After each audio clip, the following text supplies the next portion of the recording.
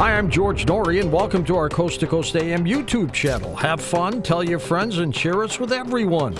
You can also find us on Facebook, Twitter, Instagram, TikTok, and Coast to Coast AM's mobile app. And always remember to log on to our website at coasttocoastam.com for daily articles, the best paranormal information, and all you need to know about your favorite guests. And now you can become a Coast Insider directly through the Coast mobile app. We welcome our international listeners and even offer a free 2-week trial. So don't delay. Become an insider today. In a moment, Constant Victoria Briggs back with us. Her latest work, The Moon's Galactic History, a look at the Moon's extraterrestrial past and its connection to Earth. She's next on Coast to Coast AM. And welcome back to Coast. George Norrie with you. Constance Victoria Briggs back with us, a metaphysical, spiritual, and cosmic researcher and writer. She has authored the Encyclopedia of Angels, the Encyclopedia of God, and the Encyclopedia of the Unseen World, as well as the new Encyclopedia of Moon Mysteries and her latest book, The Moon's Galactic History. She has also been a guest speaker on programs discussing the paranormal, extraterrestrials, life after death, near-death experiences, as well as other related topics. It is Briggs' goal to investigate the mysteries of the universe and how they connect to humanity, and she does a great job with that. Constance, welcome back. How have you been? Oh, I'm doing well, thank you. How are you? I'm great. Looking forward to this. By the way, great book, The Moon's Galactic History. Fantastic. How did you get into that? Oh, wow. Thanks for the compliment. I started off with, writing that Encyclopedia of Mysteries, as you said, and interestingly enough, this was not a topic, the moon was not a topic that I ever thought I would be writing about. Because like most people, I thought the moon was just a dead rock in the sky with nothing going on with it. But, when you're a researcher and writer, you have a whole lot of stuff coming across your desk. And one day, I received a book titled Our Mysterious Spaceship Moon.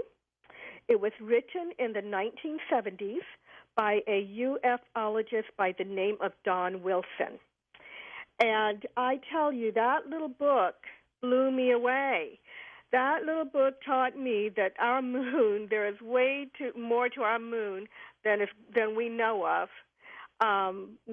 He wrote about some of the things that the Apollo astronauts had seen up there. He wrote about lights being seen up there, and I was just like, what's going on? And so I used that little book as a jump start for my own research, and boy, did I come up with some amazing moon mysteries that I thought people would be interested in. So it's kind of started, with this little book that introduced me to the idea that our moon is not what we thought it is.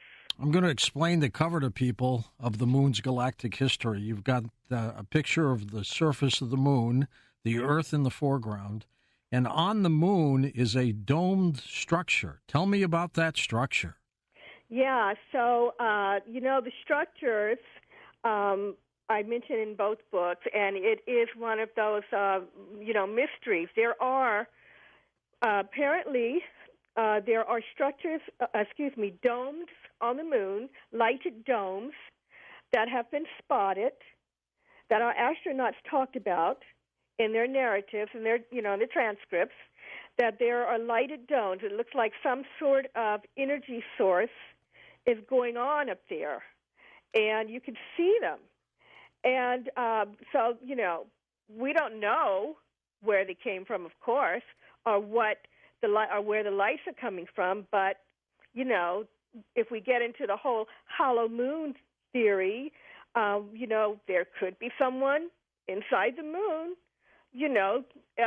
with some sort of energy source making those domes light up. Maybe it is. It has been speculated that it is an artificial environment within the moon, and that is what we're seeing. Constance, good old planet Earth is about 4.5 billion years old. One would assume the moon is the same thing, but is it? No, the moon and the Earth are not the same age. which has thrown the scientists way off because, there's been 5 different theories as to, how our moon came to be. Our scientists do not know where the moon came from or exactly what the moon is, but one of the theories is that it was born, right along with Earth, but that's not true because of the age difference, because of the different materials found on the moon and on the Earth, so they've had to discount that.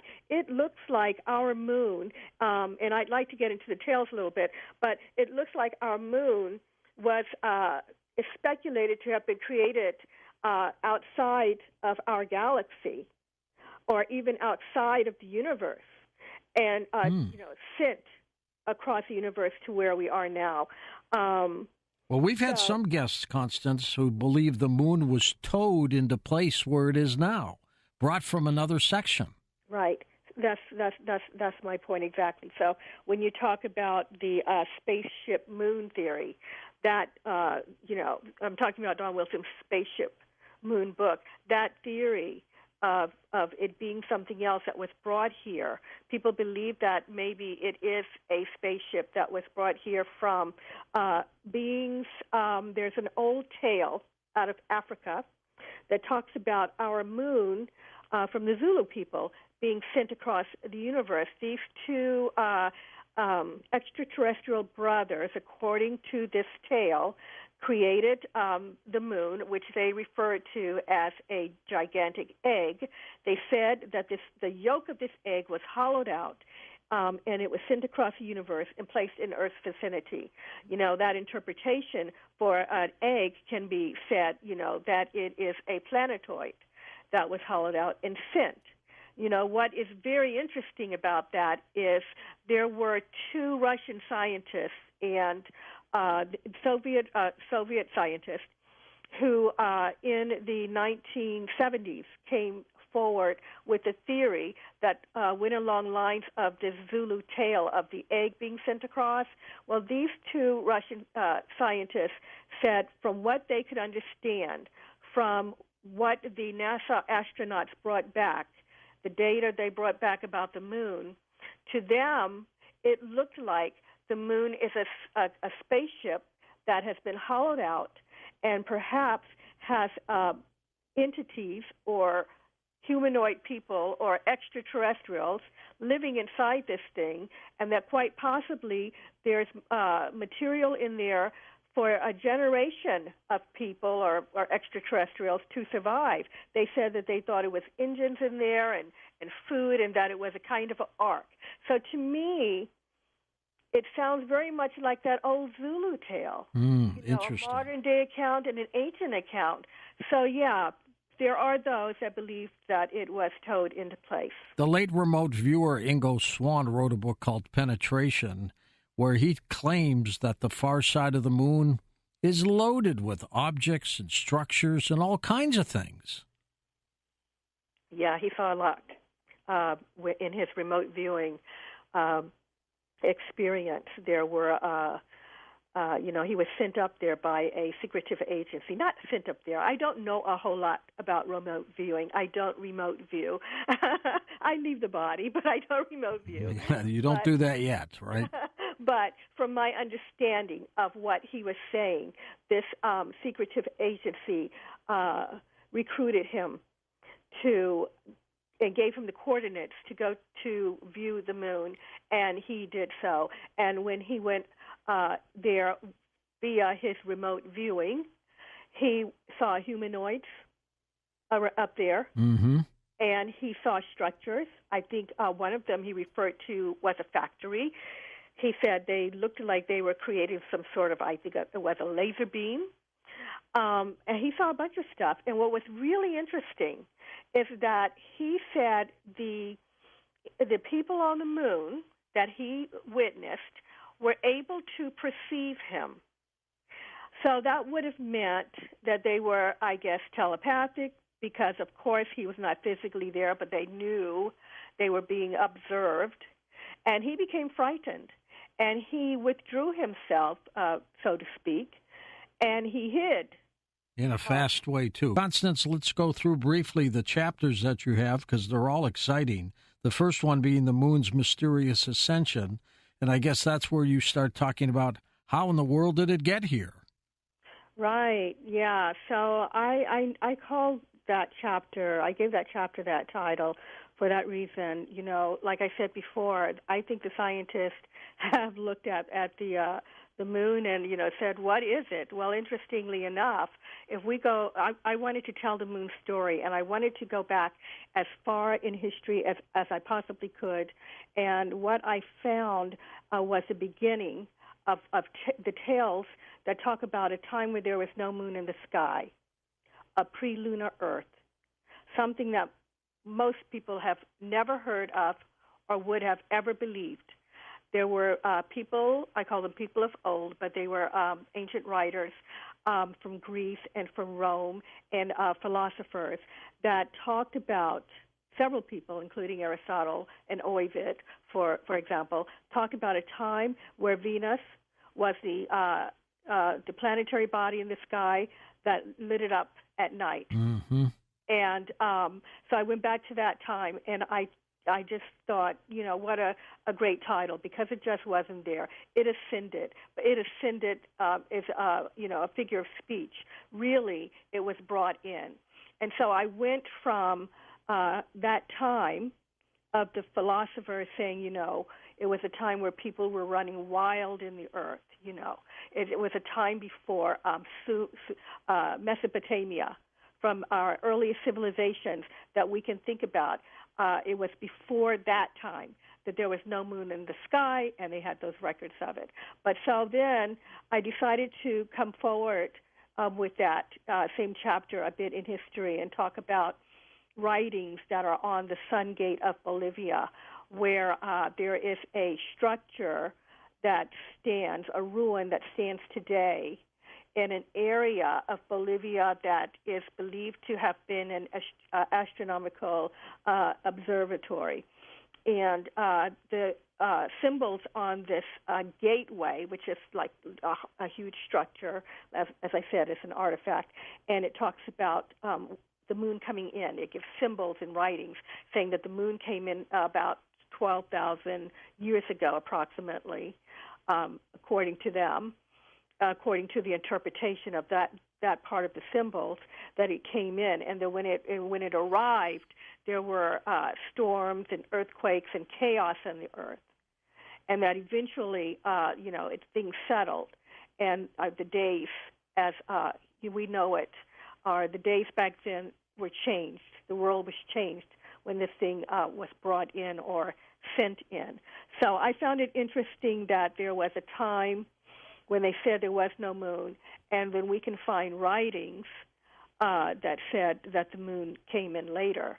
And then, you know, as we've moved, I moved forward in history. But that was the main idea for that chapter. Chapter 2, of course, is Hollow Moon, and there are some who believe the moon is indeed hollow. Right. So chapter 2 is my favorite chapter, because I am all over the hollow moon theory, and it ties into, you know, that spaceship moon theory, that someone is living within the moon. And so we first discovered that the moon was hollow. Of course, we all know the story of the astronauts going and throwing that ascent, you know, crashing that ascent stage into the moon, and it pinged. Ringing like a bell. Well, of course, it didn't really ring like a bell. It reverberated, and it went on. And they did this a couple of times. And during a press conference, NASA's scientist came out and said, you know, it rang like a bell, and they were baffled. They said it shouldn't be doing that, you know. And so some people think that is a conspiracy theory, but it's not. It's that started with the scientists saying it, and of course it took hold, and that's what they said. So interestingly enough, you know, when I talked about those two Soviet scientists saying that there may have been people inside the moon, well, you know, if you go back and you look at that, and you look at some of the ideas that we have of going to the moon. We ourselves are saying, there may be caverns in there that, for those that don't believe there are, ETs in the moon, we ourselves, when we go, maybe we can turn some of those caverns into living spaces, okay, our astronauts. Well, it looks like someone beat us to that millions of years ago. And so within this hollow moon, there may be beings, that own the moon, that have been there all the time. And so interestingly enough, I used in my book some ideas that, not ideas, but some similarities that I saw on Star Trek. And it was interesting, George, because Gene Roddenberry, who created Star Trek, is said to have sat in on channeling sessions with a lady who was channeling extraterrestrials, and that Star Trek may have been inspired from those channeling sessions, right? And that some of the scripts may have been inspired from what he was hearing from these ETs during these sessions. Well, one of the storylines in one of his shows was about an asteroid that had been hollowed out, and it was sent across the universe, and it had a generational ship that was designed to look like an asteroid. People had been living in this thing for generations, and they were leaving their home sector of the universe and heading to another area because their sun had exploded or something. So I was thinking, it sounded so much like my vision of what the moon is. Gene Roddenberry wrote that, and then you hear, the Soviet scientists saying this, and NASA scientists saying it's hollow, and then, we have found structures on the moon, strange lights on the moon. It just tells me that the moon may be hollow, and there may be someone inside. Chapter 3 leads us into an inhabited alien world. Yes.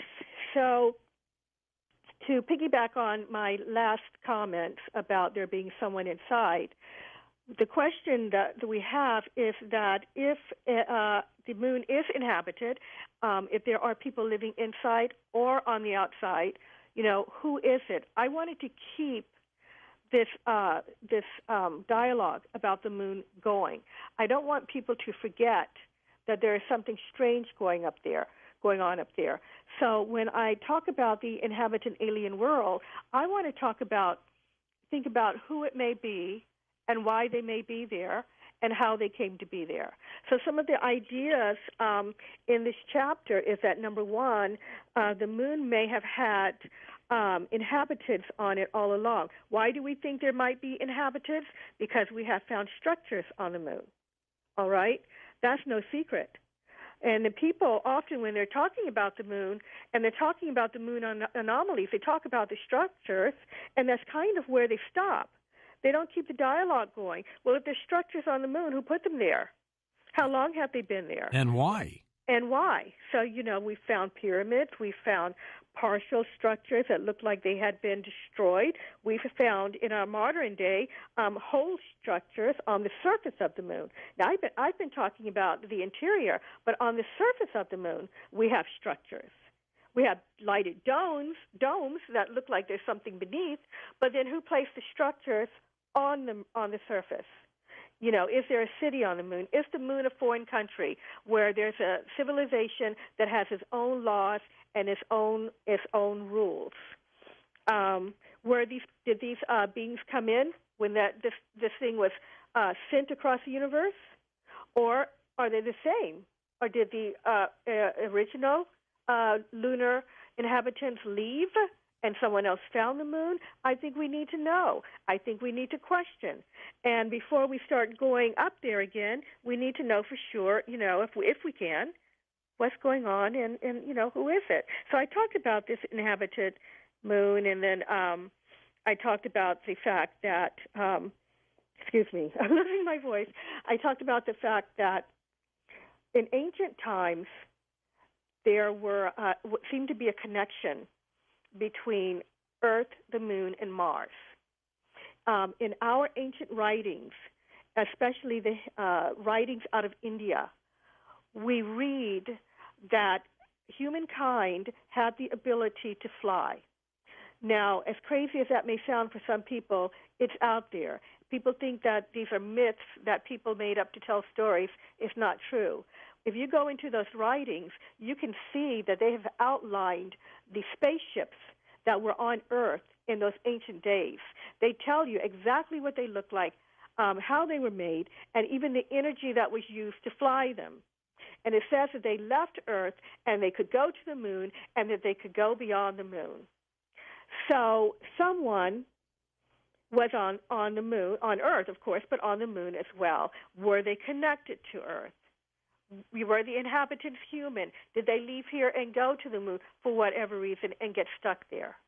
You know, so that's what some of what I explore in Chapter 3. And one of my favorite chapters, 4, Ancient Aliens and the Earth-Moon Connection.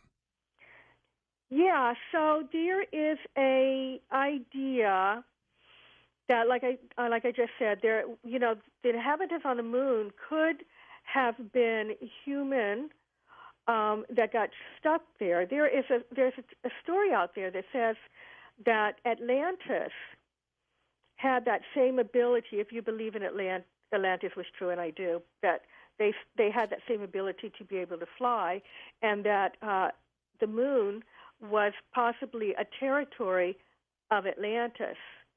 All right, and one wonders if we've had 5 catastrophes on Earth, and one wonders if at some point humans, either from Atlantis or during those the ones that were written about in the Hindu scriptures, did they get stuck up there? Are they still there? Did something happen on Earth where they couldn't come back? Or did they get dumped there? Was it like a prison planet? Yeah. Also, are they, who are they? Are they maybe, I call them the usual suspects, the Anunnaki. We've heard stories of the Anunnaki possibly being on the moon, and you just wonder what race of beings outside of a humanoid being may be up there as well. Was it a colony planet, the moon? I wrote about that in that not just the theory of the generational ship, but could there have been escapees, refugees, or immigrants coming across our universe, and they spotted this thing, and they needed somewhere to go, and they colonized it. Strange happenings, Chapter 5. Strange happenings. Yeah, the strangest happenings, I have to say, I think the tales about the lunar transient phenomena, I know you know this term, but for me, these strange lights were seen as far back as the 1600s when the telescope was created. There was so much movement on the moon in the area of lights and objects moving across the surface of the moon that back then, when the telescope was first created, it was scientific fact that there was someone up there, that there was someone living on the moon. It was just accepted fact because they saw so many things. One astronomer reported seeing what he thought was insects flying across the lunar surface. Insects. And he tracked these things. It was this, these, I don't know how they looked. They were flying across the lunar surface, close to the surface. And he, wrote about it. And no one doubted him because I can't remember his name. There's so many astronomers, I can't keep them all straight sometimes unless I have it right in front of me. Right. But he was a notable scientist, and he saw them. They saw lights moving during a lunar eclipse. They saw different colored lights, all shapes and sizes in the craters, leaving the craters. And you and I both know that it wasn't just lights that they were seeing. These things were, we would say UFOs, but I will just call them ships. I don't know if they had any idea back then about, this in the 1600s about there being UFOs in flight or anything like that. But we know that they were seeing UFOs because even today, under strange happenings, I can put, we are seeing what looks like fleets of UFOs leaving the moon.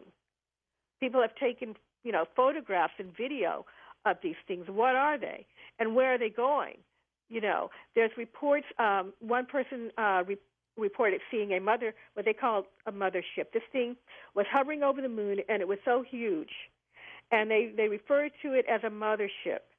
It wasn't just a fleet of them. This thing was like this. They described it as a large dark bird. Well, there was a Pentagon paper that said if we're being visited, it's done with a mothership and smaller crafts that come from it. Right. Much like what you've said. Right. Now, here's the question. I mean, there are so many reports, and I believe I put this under Strange Happenings, of these ships. Where are they going? Are they coming to Earth? Are those fleets of ships that have been seen coming to Earth?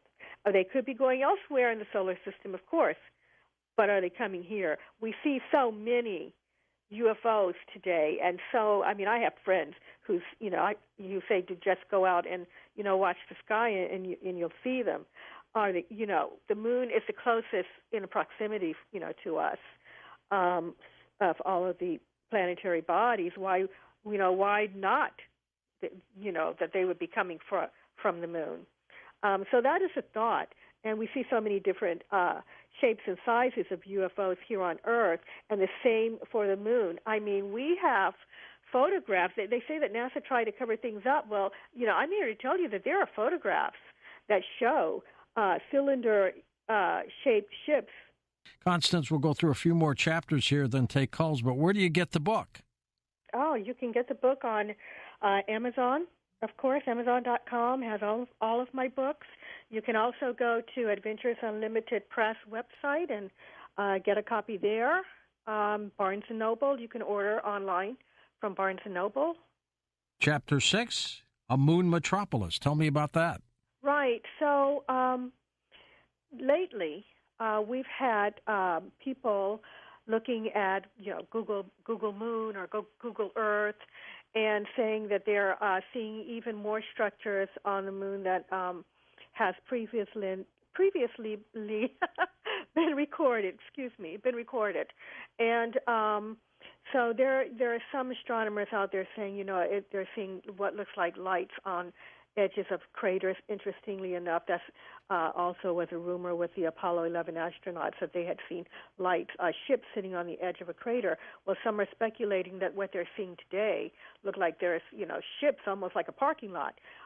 They're seeing structures up there, and just, things that look like roadways, buildings, that, we might liken to, I don't know, a corporate building. These things are really tall, and, they're shooting up. They have to be tall for us to even be able to see them. So I call this kind of a moon metropolis, using a modern-day term for a city, but when in actuality there are also ancient structures up there, too, things that resemble the Washington Monument and pyramids. And like I said before, there are structures that look like they were blown apart in a war. Lots of emails have come in, Constance, from people who say that without the moon, the Earth would be in a mess. Do you think it was put here to help the planet? Yeah, so that is, I think, the number one theory, that the moon was brought here to stabilize the Earth, that someone out there saw the potential for Earth to be able to sustain life even more than it was, and that this thing was sent here to help. And that what we're actually seeing, some believe, is that the people who may be on the moon may have brought this thing here and are keeping watch over Earth and watching the development of the people on Earth and life flourish here. And, I kind of call that the Garden of Eden theory, that, someone sent that thing here, to help us to thrive and make, help make the world in this beautiful place it is today. That is a theory. Makes a lot of sense. Chapter 7, Hark, who goes there? Yeah. So I think that since we have come to the idea that there are people on the moon, we need to figure out who it is, and there are a lot of theories. Some people think that the moon may be actually holding people that are our protectors, our sentries for the Earth.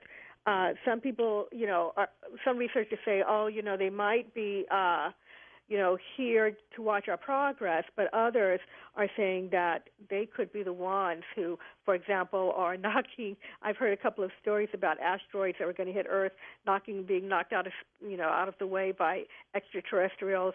Some think that those may be the same extraterrestrials on the moon, kind of just watching over us. But there are another theory, as I mentioned, the Anunnaki, who in the Sumerian tales, as we know, were the creators of mankind. Some feel that they are on the moon, and the Anunnaki were well known for trying to extract gold from Earth. Some feel that they are there, and if not them, somebody is there taking resources from the Earth and taking them to the moon and then flying them off.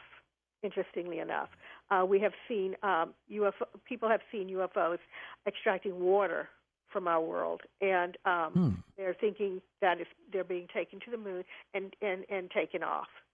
So, it may be some sort of, bartering system, or they could be there for those purposes.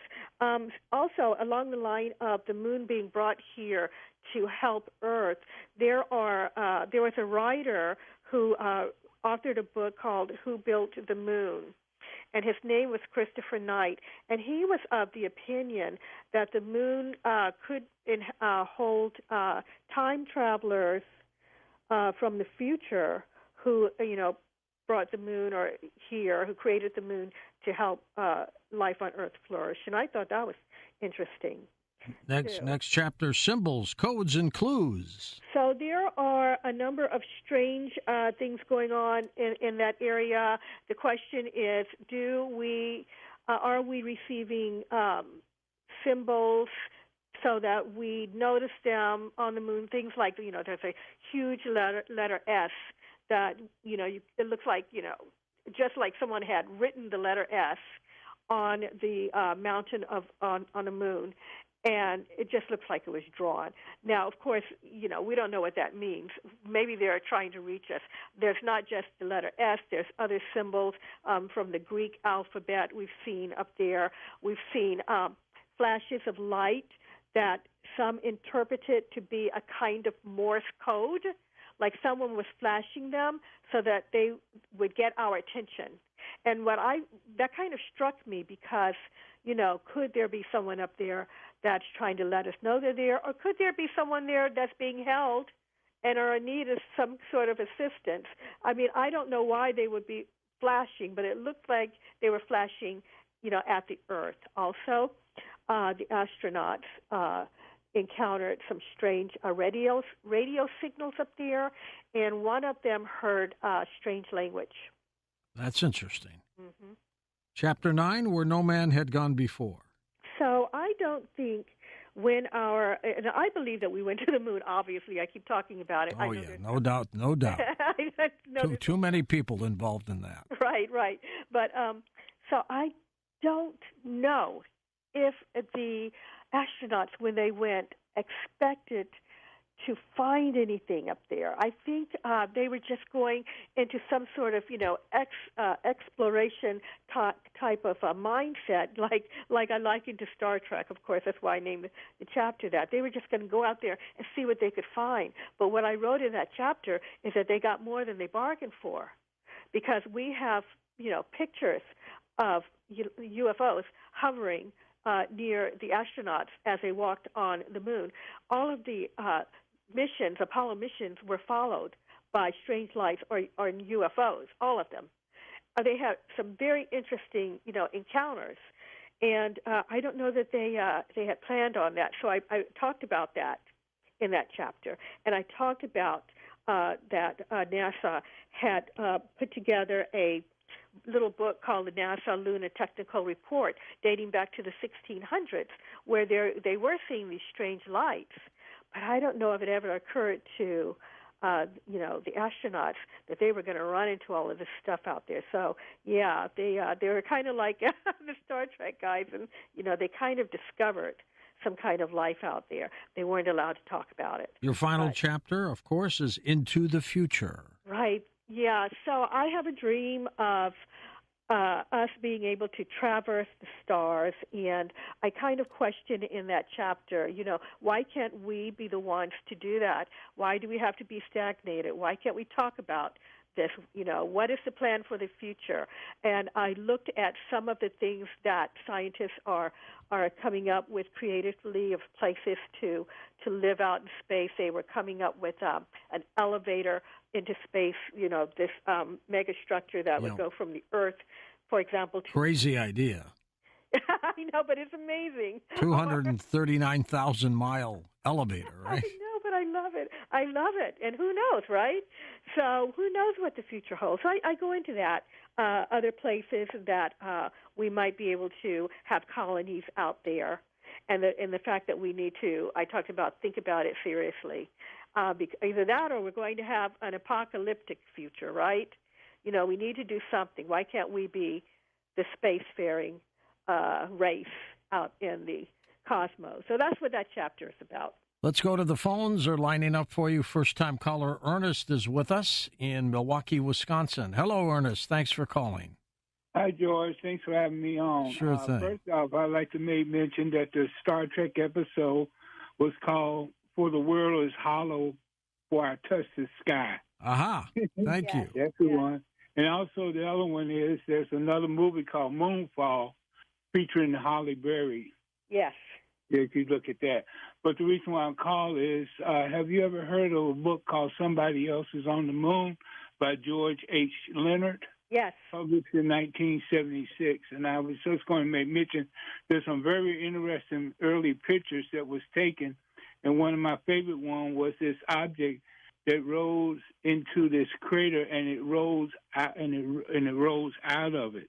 And it's leaving a long, straight track, like, tractor trailer tracks just going across it. And I just want to know if you've seen that book. Yes, I have seen the book. I have the book. And, his book is amazing. There's just nothing else like it out there. And where do you get his pictures, Constance? Well, I don't really know. I don't know where George got his pictures. I just know they're in the book. I do know that he visited, I believe that he visited NASA, and he may have gotten some there because, you can't order you can order pictures from NASA. If they send them. Yeah, if they send them. Well, I know someone who's got an amazing picture from NASA. And I don't really know where George got them. But, his book is really amazing, and I highly recommend it. You can't really beat it. But it is different, This is one thing that about the moon is you can come from this to this topic from so many different angles, because there's just so much material to cover and so much to talk about. I think we should be having town hall meetings about the moon, and who's up there. So, it's a great book. It's fascinating. You make us wonder. You really do, with the moon's galactic history. Well, that's my intent. Let's go to Steve, Tucson, Arizona. Hello, Stephen. All right, we all know about terraforming. We've seen enough science fiction. But there was a movie a couple years ago called Prometheus. And he was actually not a god, but a titan. And he was known for looking forward, and he helped the humankind. Prometheus. You familiar with that at all, Constance? Yeah, I'm thinking, I saw a movie, and I think it was Prometheus. I'm not sure. This dealt with some sort of... A couple of years ago. Yeah, no, I'm not sure I'm thinking of the same one. Very sorry. Joe in Long Island, New York, east of the Rockies. Hello, Joseph. Yeah. Hi, George. Happy St. Patrick's Eve. It's coming up, yep. Yeah. We'll see what happens. Constance, I have two quick questions. First of all, the moon affecting the tides for, say, swimmers. The tide goes out, swimmers can walk out maybe a mile, and then suddenly the tide comes rushing in, and that can be kind of dangerous. So I'd ask you about the moon's effect on waterways. It might also include rivers and so on. And my second question would be, I had read an article in Reader's Digest going back that said when there's a full moon, there's more aberrant behavior in people to the point where it's kind of dangerous to go out. And the impression I got is maybe people should keep a low profile when there's a full moon. So, there's some idea that because our bodies are made up of so much water, that when, the moon is... it pulls, right? Yeah, it pulls, it does. It pulls on us and it our bodies, and it affects us. Now, I'm no scientist. I'm no doctor. This is just my understanding from the very limited research I've done on that, because mostly I concentrate on the moon anomalies. But, and there have been doctors and nurses that have reported there are more incidents of violence, more stabbings. And there's no question. I've talked to EMT technicians, and they say their highest run rate during the month is the full moon. Yeah, so I agree with the caller. Maybe we should just keep a low profile. And, Joe, what was your first question? Yeah, my first question would be, like, for seafarers, even going back to the pirates, ships today, maybe the moon being like almost like a compass in the sky, or affecting how the sea behaves to some degree. Well, it pulls in the tides. There's no doubt about that, Constance. Yes, absolutely. What would happen if the moon weren't here? What would happen to planet Earth? What do you think? Well, that's a very good question. Now, I came across research from one scientist who said he thought that the Earth could hold life. Some people say, it would be rolling around, it would be unstable, there would be crazy seasons and this and that. But this scientist said, no, we could hold life, and also the moons, Mars's moons are tiny. And, it's not, withering around and rolling around. Our Earth is like a planet. Right. So, I think, would be, the days would be different, the seasons would be different, but I don't think there would be as much chaos as some people suspect and as we have been taught. Look at the other planets You think there's going to be a problem when other countries go to the moon about ownership? Yeah, I do. I think that given humankind's bickering, arguing, and warring nature. And greed. Yes, it's going to be a problem. I feel like they're already trying to, race there now, and I think that helium-3 has been a thing they've been eyeing. I don't know how they plan to get it down here. I don't know. But, I think that's going to be a problem. But I first think that they need to explore the lunar surface pretty thoroughly. We've only explored a minute, less than 1% of the moon have we looked at. And, they can encounter anything up there. Someone up there is causing all this commotion. So there may not be just a problem between our countries. There may be a problem if they get up there and discover that there's actually someone living there. Who owns the moon? Is the moon a great base for conducting any kind of business, basically? So there are theories about that. There have been some, that said that they believe that the moon might be a way station and a stopover point, and that they may be conducting, meetings up there, extraterrestrials, because they're seeing so many ships coming and going. One contactee talked about seeing extraterrestrials and ships coming in, and he said that he saw a bartering system, up there with extraterrestrials, some kind of trade thing going on. Also, it's thought that the moon could be a base for extraterrestrials that are monitoring, like I said before, our progress and keeping track of it. And that's who's up there. But it may not just be on Earth that they're watching. It could be, other areas of the solar system, and also that they may be reporting back. But Constance, you're on Facebook as well, aren't you? Yes, I am. I have a Moon Mysteries page there, where I'm putting stuff up all the time about the moon. And I have a Constance Victoria page as well, where I talk about galactic mysteries in general. Time is clicking by quickly, so let's go to the phones. Linda in Spokane, Washington, west of the Rockies. Hi, Linda. Go ahead. Thank you, George.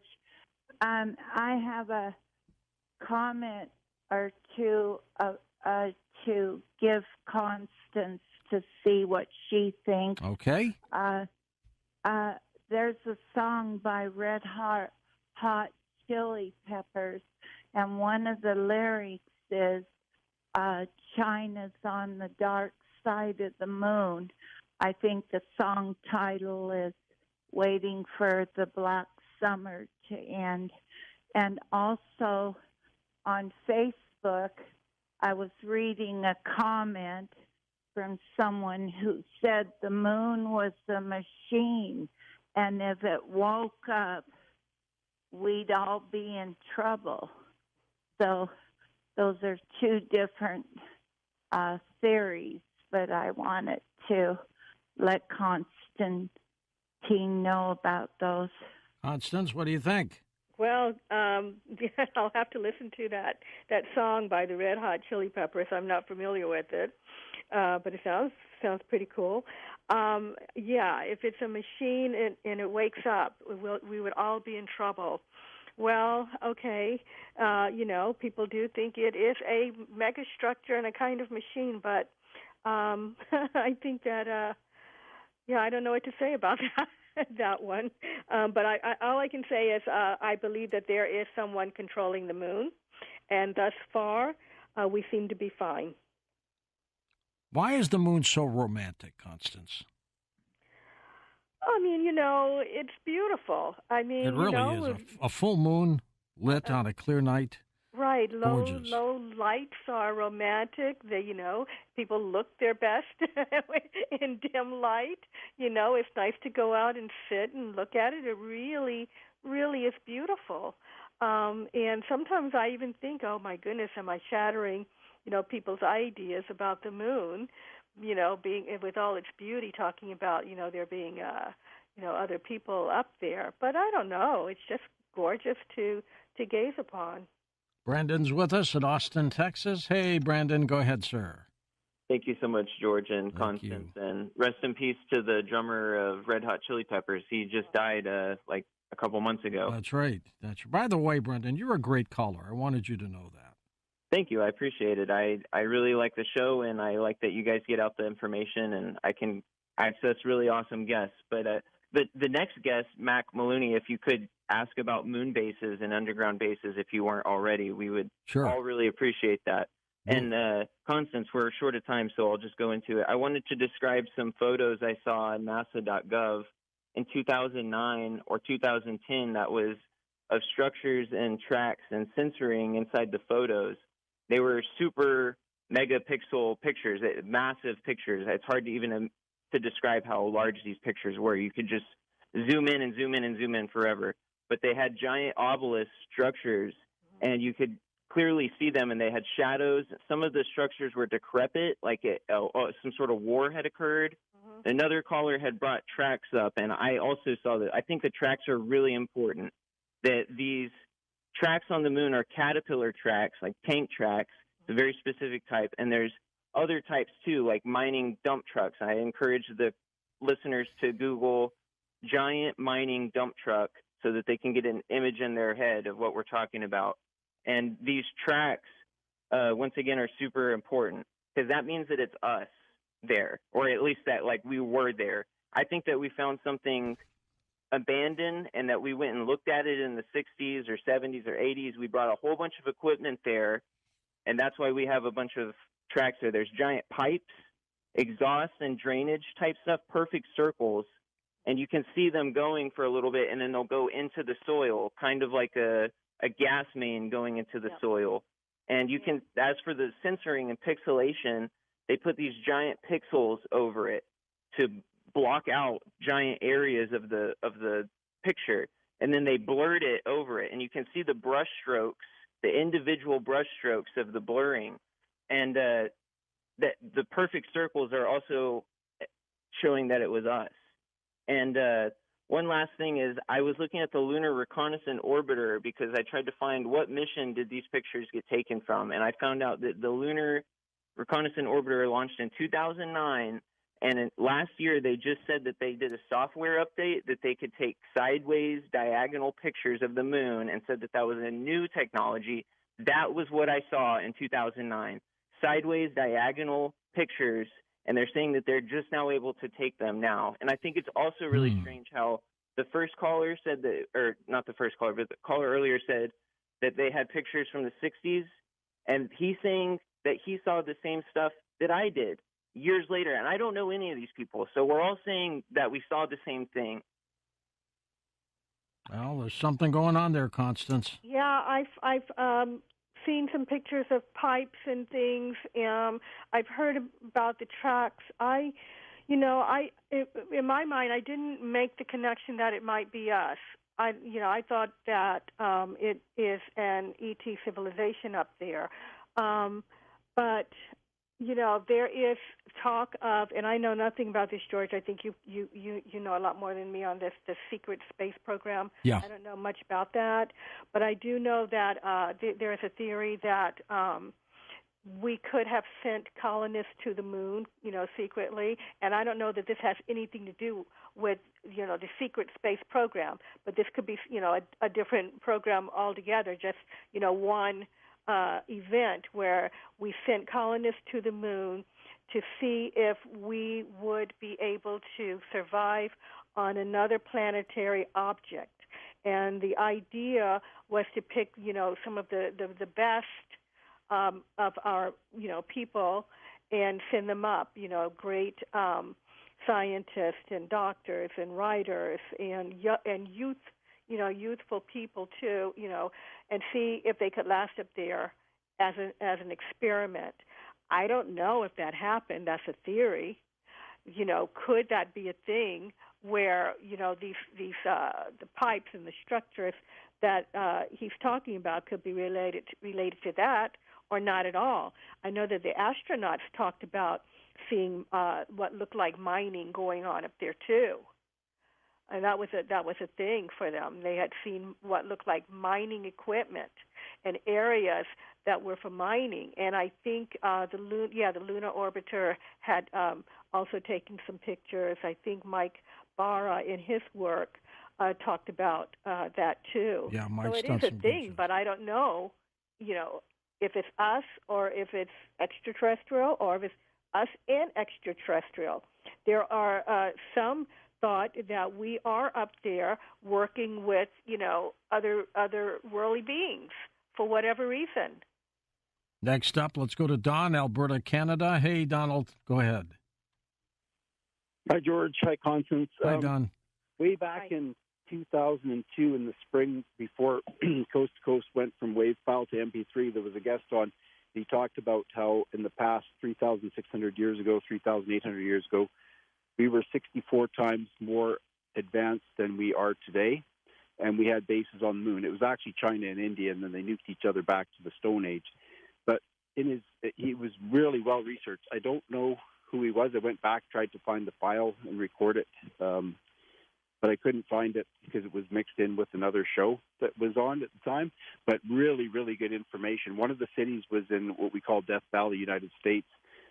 They called it the Great Golden City, and they found the remains of it. I can't remember. It was rediscovered in 1859 or something, but they thought that the reason this obelisk was melted was because of volcanic action. But getting back to that time in civilization, Germany took that technology from India, and they back-engineered it mid-30s, I believe, and they had anti-gravity already before they started to go into World War II. I had guys that I talked to people who were there that actually worked on the project or knew the project, knew people that were working on the project and actually witnessed it. So anti-gravity's already been done, but that's the most logical way to get the moon is with anti-gravity, and it's not complicated to produce anti-gravity or to engineer the technology to do it.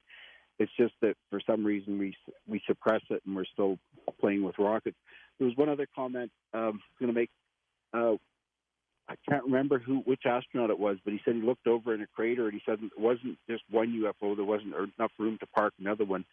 But the other thing is there's that, I think it was Apollo, well, they say it was Apollo, the picture was taken Apollo 11, but it's actually, I think Richard C. Hoagland was saying it was actually Apollo 10 that took the picture. There's a cigar-shaped craft that's 3 times taller than the Eiffel Tower, so it's about 1,500 feet tall, and it's about a quarter mile long. Anyway, I was just wondering if you knew about any of all this stuff.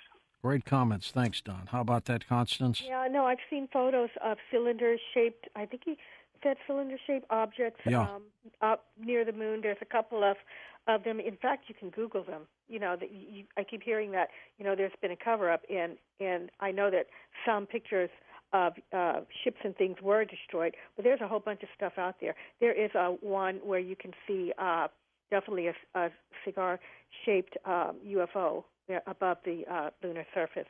That's been reported a lot. And also, there was a gentleman, his name is Ben Rich. And from Skunk Works. Right. You know, he made a comment once. He said that, you know, we already have the means to travel among the stars. So the fact that, you know, we're seeing evidence that we may be on the moon or have things going to the moon, like this caller just said, or, you know, have that ability, is actually, you know, it's not a secret. It just people don't know just because they don't question it. But we could have a whole lot going on up there, you know. Didn't Neil Armstrong, when he was on the moon, talk about something that he was seen by a crater?